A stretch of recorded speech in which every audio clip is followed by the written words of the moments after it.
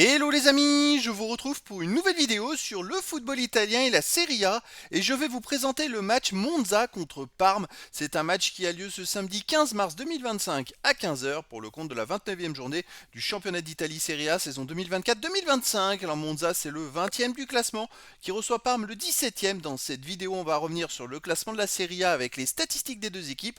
On verra également le classement des meilleurs buteurs et des meilleurs passeurs toujours en Serie A puis on enchaînera par les 10 derniers résultats toutes compétitions confondues et les stats de Monza et de Parme, ce qui nous permettra d'avoir une idée et une tendance à cette rencontre. Alors donc au classement, on a donc Monza qui est 20e et dernier avec 14 points en 28 matchs, 2 victoires, 8 nuls, 18 défaites, 23 buts marqués, 48 encaissés, moins 25 de différence de but. Ça se complique pour eux. Ils ont maintenant 8 points, enfin 10 points pardon, de retard sur le premier non relégable. Alors qu'il reste que 10 journées et justement 10 points de retard sur le premier non relégable qui est Parme qui est 17ème avec 24 points en 28 matchs, 5 victoires, 9 nuls, 14 défaites, 34 buts marqués, 48 encaissés, moins 14 de différence de but et Parme n'a que 2 points d'avance sur le premier relégable. Donc les deux équipes ont besoin de prendre des points. Au niveau des meilleurs marqueurs et des meilleurs passeurs, il n'y a aucun joueur des deux équipes dans les 15 premiers de ces deux classements pour l'instant. Les 10 derniers résultats, toutes compétitions confondues. Alors Monza, bon, ils sont derniers du classement. C'est une victoire, un nul, 8 défaites, 7 buts marqués, 23 encaissés, moins 16 de différence de but. Ils n'ont pas gagné sur les 8 derniers matchs. Et même pire, ils ont fait un nul et 7 défaites. Un point sur 24 possible. Ça complique vraiment la possibilité de se maintenir en Serie A.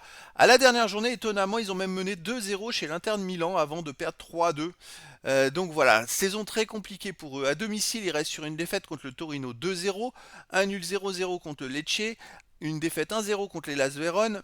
Et sinon, ils ont gagné 2-1 contre la Fiorentina et perdu 2-1 contre Cagliari. Voilà, ça manque de résultats. Parme de son côté sur les 10 derniers matchs, c'est une victoire, 3 nuls, 6 défaites, 9 buts marqués, 14 encaissés, moins 5 de différence de but. Parme reste sur 3 matchs où ils ont fait une victoire, un nul, une défaite. Donc ça va légèrement mieux après avoir enchaîné beaucoup de matchs, beaucoup de défaites d'affilée, beaucoup de matchs sans gagner. Ils sont en train de chuter au classement petit à petit vers la zone rouge.